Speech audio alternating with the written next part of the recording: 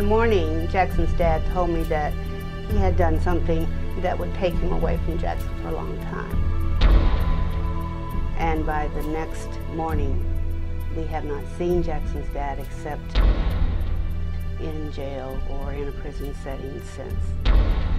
Overnight, everybody's world changed. And so for the past 5 years or so, we've been feeling our way through it. A lot of numbness.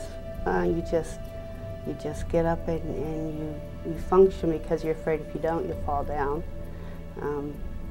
And poor Jackson just clung on for dear life. He went from this face that just beamed and giggled and laughed to this pensive, quiet, scared child.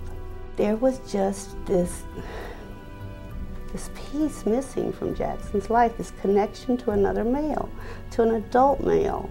To wake up in the morning and to know that you don't get a hug from your dad before you leave to go to school. I was desperate for a resource. I mean, from my closest friends who had husbands, to my church community, to my work environment where I had close co-workers, nobody stepped up to try to help fill the void for Jackson. There was an article in the paper that the Amachi program was coming, and it was going to be through Big Brothers Big Sisters of Middle Tennessee. We came in and we met with Rusty and the case specialist, and we were matched. He had a mentor. You know, we usually get together about every week or every other week. If it's raining, we go to the movies or maybe to the museum or to the bookstore, and just things that both of us like to do and have fun with. Well, it was a little hard to talk in the beginning. But after a while, we could definitely see we can open up more. And Rusty would never judge me. He would only help me. We've gone zip-lining, go-karting a couple times. He is a real big fan of WWE wrestling. And so we got some tickets to go to this wrestling event. And when I picked him up, you know, I'd never seen him so excited. And he had on his WWE t-shirt, had a sign made up for his favorite wrestler. So we go down and we're sitting in our seats, and I look down and he's covering his ears. And I'm like, hey, what are you doing? He says, the fireworks are about to start. And about this time, the show just starts to erupt and all the pyrotechnics are going off.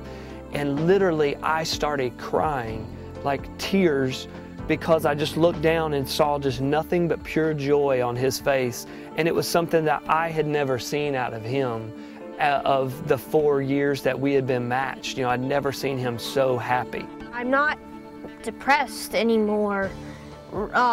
People see me happy, they see me smile, they see the sparkle in my eyes.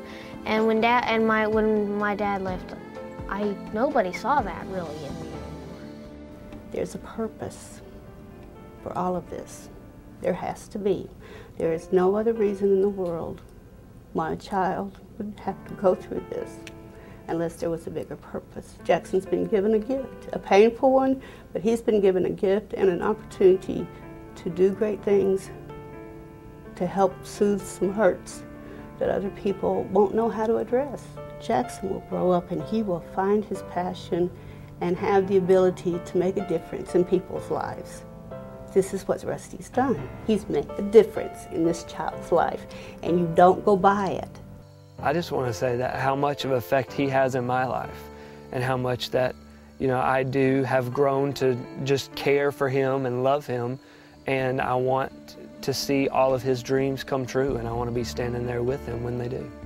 They gave me something tangible. They gave me a human being, and they gave that to Jackson, and I'll be forever grateful. We'll never stop being big brother, little brother. We'll never stop.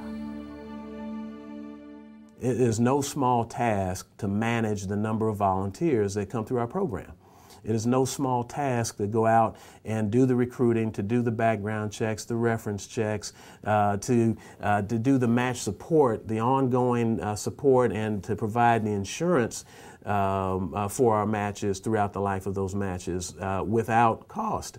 You know, I can't tell you today where the best place is for you within Big Brothers Big Sisters. It might simply be to write a check and make an investment financially in the organization. It might be to become a big brother or a big sister. It might be to serve on our board of directors or another youth serving organization in the city. The point is, you have to do something.